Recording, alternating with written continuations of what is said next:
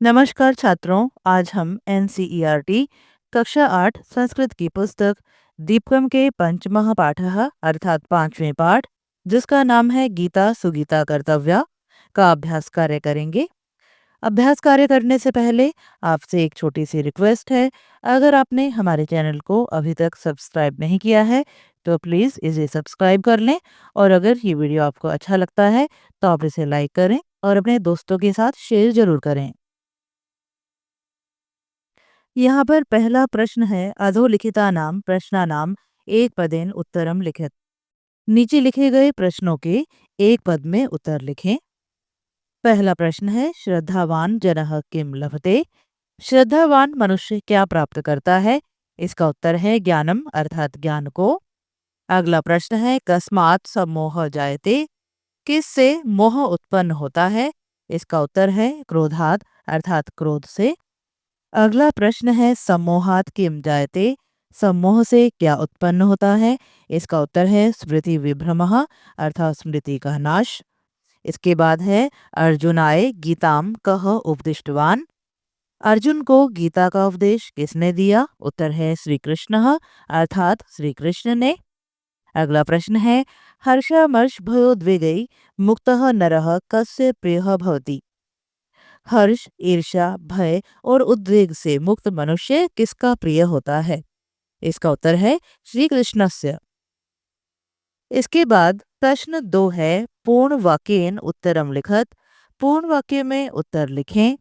इसका पहला प्रश्न है, कीदृशम वाक्यम वाङ्मयम तपः उच्यते। किस प्रकार का वाक्य वाणी से संबंधित तप कहलाता है। उत्तर है अनुद्वेगकरम सत्यम प्रियहितम च वाक्यम वाङ्मयम तपः उच्यते। जो वाक्य उद्वेग को उत्पन्न ना करे, सत्य हो, प्रिय हो और हितकारी हो, ऐसा वाक्य वाणी से संबंधित तप कहलाता है। अगला प्रश्न है, कीदृशः जनः स्थितधि उच्यते। कैसा मनुष्य स्थिर मन वाला कहलाता है। इसका उत्तर है अनुद्विग्नमनः जनः स्थितधि उच्यते। जिस व्यक्ति का मन विचलित ना हो वह स्थिर बुद्धि वाला कहलाता है। इसके बाद है, जनः कथम प्रणश्यति। मनुष्य किस प्रकार नष्ट होता है। उत्तर है क्रोधात् सम्मोह जायते। क्रोध से मोह उत्पन्न होता है। सम्मोहात् स्मृति विभ्रमः। मोह से स्मृति का नाश होता है। स्मृति भ्रमात् बुद्धि नाशः। स्मृति के नष्ट होने पर बुद्धि नष्ट होती है। बुद्धि नाशात् जनः प्रणश्यति। और बुद्धि का नाश होने से मनुष्य का नाश होता है। अगला प्रश्न है, जनः कथम उत्तमां शांतिं प्राप्नोति। मनुष्य किस प्रकार उत्तम शांति को प्राप्त करता है। उत्तर है श्रद्धावान संयतेन्द्रिय जनः सततम यत्नं कुर्वन् उत्तमां शांतिं प्राप्नोति। मनुष्य श्रद्धावान होकर तथा इंद्रियों को वश में करते हुए लगातार प्रयत्न करके उत्तम शांति को प्राप्त करता है। अगला प्रश्न है, उपदेश प्राप्तये त्रयः उपायः के भवन्ति। उपदेश प्राप्त करने के 3 उपाय कौन से हैं। उत्तर है प्रणिपातेन अर्थात नमस्कार के द्वारा, परिप्रश्नेन बार बार प्रश्न पूछे जाने से, सेवया च और सेवा के द्वारा उपदेशः प्राप्यते उपदेश प्राप्त किया जाता है। इसके बाद प्रश्न 3 है, कोष्ठके दत्तानि पदानि उपयुज्य वाक्यानि रचत।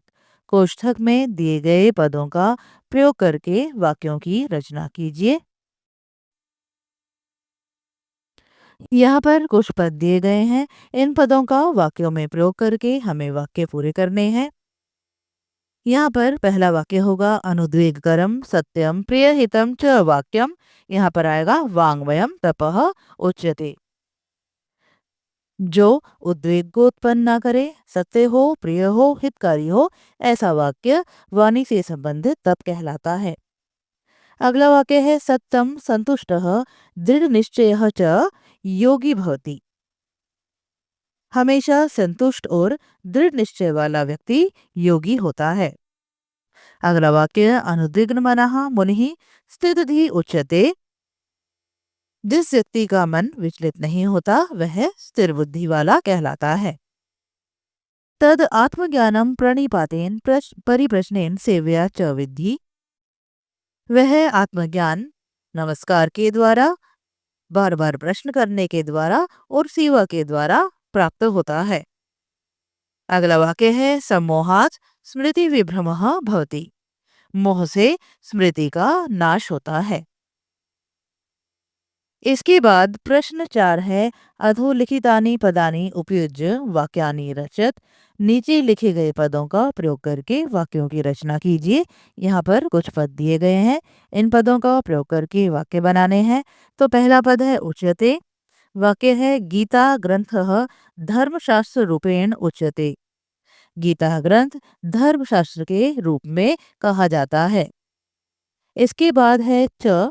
वाक्य है रामः सीता च अयोध्यायां निवसतः। राम और सीता अयोध्या में रहते हैं। अगला पद है न। वाक्य है सत्यम विना शांति न लभ्यते। सत्य के बिना शांति प्राप्त नहीं होती है। अगला पद है लब्ध्वा। ज्ञानम लब्ध्वा जीवनम सफलम भवति। ज्ञान को पाकर जीवन सफल होता है। अगला पद है कुर्यात्। विद्यार्थी ही प्रतिदिनम पाठम पुनः पठित्वा अभ्यासम कुर्यात्। विद्यार्थी प्रतिदिन पाठ को फिर से पढ़कर अभ्यास करें। इसके बाद प्रश्न 5 है पाठानुसारम समुचितेन पदेन श्लोकम पूरयत। पाठ के अनुसार उचित पद के द्वारा श्लोक को पूरा कीजिए।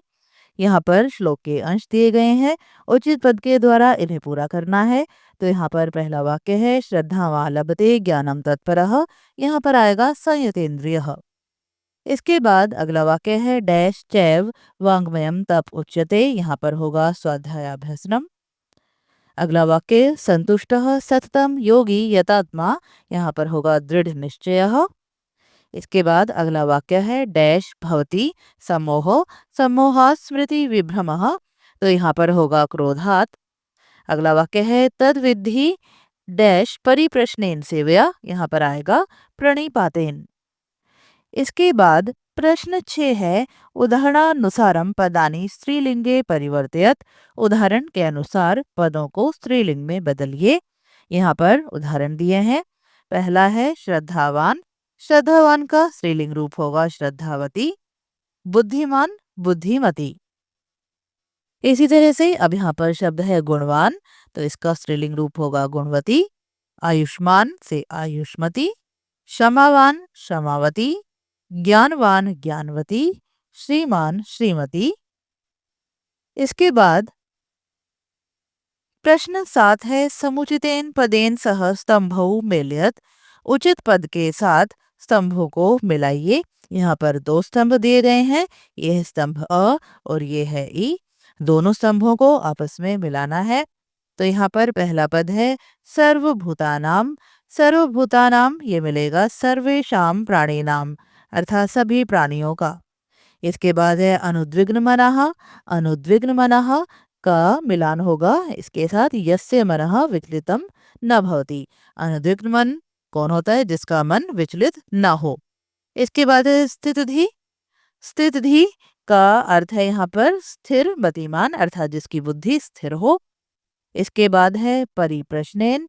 परिप्रश्नेन का मिलान होगा पुनः पुनः प्रश्न करनेन, अर्थात बार बार प्रश्न करने के द्वारा।